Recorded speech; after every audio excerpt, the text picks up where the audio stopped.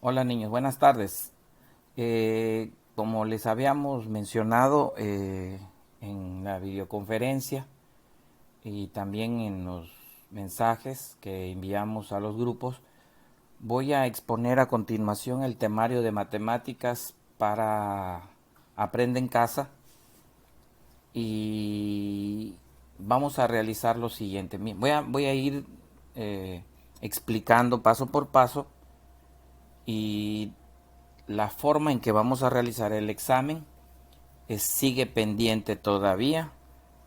Eh, Les suplico que sean pacientes, pero por el momento o por ahora pueden empezar a repasar, a estudiar los temas que vamos a hacer mención en un momento. El primer tema son las características de los cuadriláteros que se encuentran en el desafío 61. Es un tema que nosotros estuvimos viendo, incluso se acordarán que vimos los puntos, eran figuras con puntos y ustedes tenían que trazar una cantidad de figuras de 4 lados, apoyándose en esos puntos.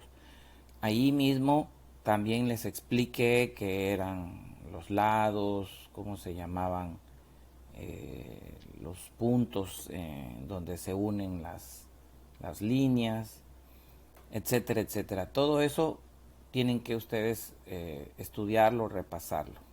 Muy bien.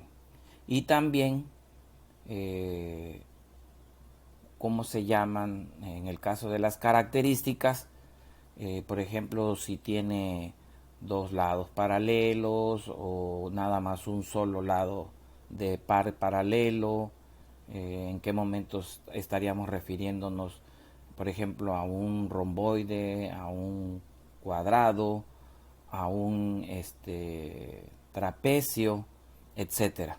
Muy bien. Y que principalmente, ¿qué son los cuadriláteros o cómo están conformados los cuadriláteros? El tema 2 son las fracciones. Para eso nos vamos a apoyar en los desafíos 65, 66, 67. Ahí aparecen una serie de problemas. Esa serie de problemas nos plantea que cómo conformar una fracción de un grupo determinado o de un conjunto. O acuérdense que íbamos llenando una tablita de unos lotes de zapatos, si no estoy mal recordando, eh, y que íbamos a decir que tanto por ciento tanta fracción a cuánto equivalía. Y lo mismo sucede con la venta de un carro, de que había ahorrado el papá de un X personaje, etcétera, etcétera. Todo eso lo van a estudiar para las fracciones. Sucesiones compuestas, acuérdense que estuvimos aprendiendo cómo realizar sucesiones, que si vimos que si tantos cuadros amarillos y tantos azules, o tantos azules y tantos rojos, y eran sucesiones compuestas porque tenía que ver con cuántos cuadros amarillos y cuántos cafés se iban aumentando, ¿no? Muy bien. En la suma y resta con punto decimal, ahí aprendimos de acuerdo a lo que nos planteaba el libro. Acuérdense que maneja algo de las barras asimétricas y la cancha de básquetbol y las características principales o las características principales era que el punto decimal debe ir alineado. Y en caso de que encontraran decimales con un solo decimal restando con dos decimales, ¿qué hacían con esos espacios? Bueno, número 5, equivalencias de expresiones decimales y fraccionarias. Recuerden que ahí estuvimos viendo que es una expresión decimal y una expresión fraccionaria y les mostramos en el video cómo buscar las equivalencias de una expresión decimal a fraccionaria o de fraccionaria a decimal, y posteriormente nuestro desafío nos plantea que hiciéramos uniendo por letras las expresiones decimales y fraccionarias que tuvieran el mismo valor.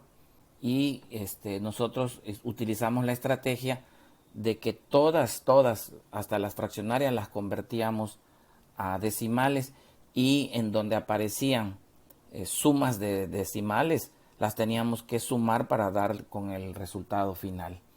Bien, es prácticamente aquí se empataría el tema 5 con el tema anterior, el de la suma y resta con punto decimal. En el tema 6, área o superficies, ahí recuerden que estuvimos haciendo cuánto tiene de base, contando los cuadritos de base y cuánto tiene de altura. Aprendimos que hay una fórmula, aprendimos que en caso de que sea una figura irregular, teníamos que encontrar el área de compuesta, o sea, por decir, busco un rectángulo y luego con el cuadrado y así sucesivamente, o contar cuántos cuadritos, que en este caso representaba la unidad cuadrada. Les mostramos y les dijimos qué significaba cuando decimos unidad cuadrada, ese 2 también qué significa, etcétera. Bien, y posteriormente vimos el tema de la división, pero en sí no vamos a entrar en detalle con los desafíos que nos muestran allá las restas y el cociente está todo descompuesto. No, vamos a ir directamente al tema de la división, que ya les puse ahí en YouTube con la maestra Iris una explicación de este tema de la división sin algoritmo y cuáles son las partes de la división, los elementos, cómo se llama el número que está dentro de la casita, el de afuera, el de arriba, el de abajo y por supuesto dividir. Bien, pues si ustedes se dan cuenta, para que se apoyen a esta situación tenemos ahí los números de desafíos. En el caso de la división hay un video que se llama La división, no fue en sí un desafío, sino fue un tema. Bien, ahora, niños, ¿cuándo lo vamos a realizar? Lo vamos a realizar el examen de matemáticas el día jueves. Jueves vamos a hacer el examen de matemáticas. Me gustaría que lo que representa hoy, mañana y el miércoles sea de repaso. No vamos a meter más desafíos para que no entremos en polémicas de algo que estamos viendo y luego. Pero sí les voy a pedir que ustedes repasen y lo que va a ser hoy lunes, martes y el miércoles me puedan hacer preguntas. Pero para que me hagan preguntas necesito que por favor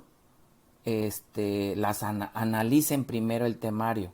O sea, primero vean el temario, vean los videos y en el trayecto vayan con una libretita y en el momento que están viendo algo que no encuentran, que no pueden, anótenlo. ¿Sí? Me van a decir, maestro, en el primer tema de las características de los cuadriláteros tengo esta pregunta. Maestro, fíjese que estaba viendo la suma y resta con punto decimal de los desafíos 71 y 72 y tengo esta pregunta. ¿De acuerdo? Va a ser hoy lunes, martes y miércoles como un espacio de preguntas y aclarando dudas, aclarando situaciones que ustedes no sepan cómo lo pueden resolver. Me la van a exponer en el grupo. No la quiero personal. Ahora les voy a explicar por qué la quiero en el grupo.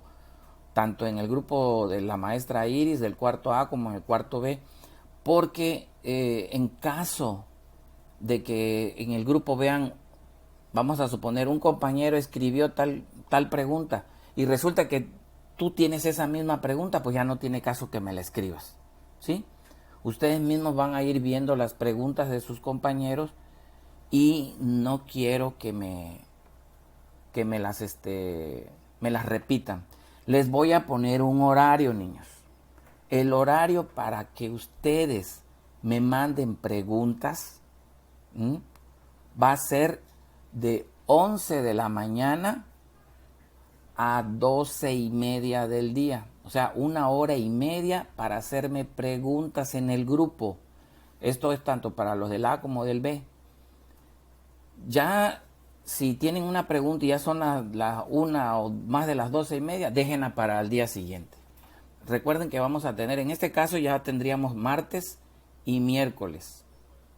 O sea, 2 días. Ya lo de hoy pues ya quedaría nada más para que analicen el temario y armen sus preguntas para mañana martes, ¿de acuerdo? Repito, el horario de preguntas va a ser de 11 a 12:30. Bien, eso es todo, niños. Por favor, vamos a cumplir con los reglamentos que les damos.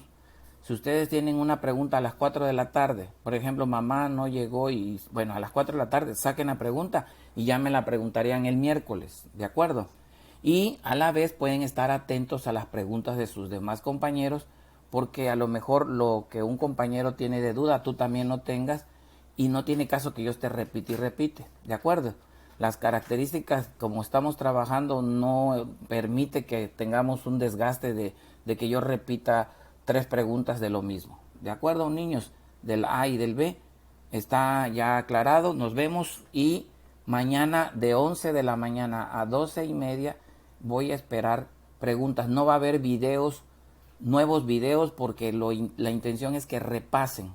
Pueden estar viendo, apoyarse de los videos, pueden agarrar el libro, la libreta y empezar a sacar sus preguntitas.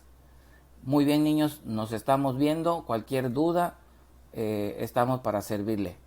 Acuérdense, sesión de preguntas para las dudas que tengan del temario, mañana a las 11:30 y cerramos a las 12:30 del día. Gracias, adiós.